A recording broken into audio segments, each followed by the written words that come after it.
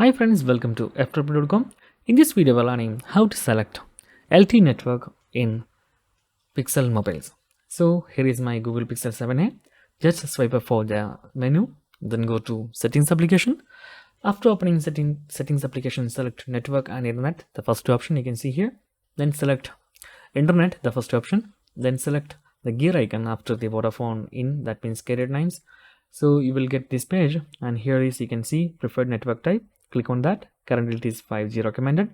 Open that, then you can see three type of networks like 5G, LTE and 3G.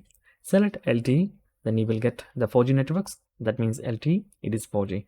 So that's guys very simple. Currently you are selected your preferred network type as the 4G, that means LTE. So that's guys very simple tutorial, and if you need any kind of Android or iPhone tutorial, just comment below. I will post my replies as video so you can easily watch and understand it. And if you enjoy this video, please like, comment, share and subscribe our channel for getting more videos like this. Thank you so much for watching. Have a nice day. Bye bye.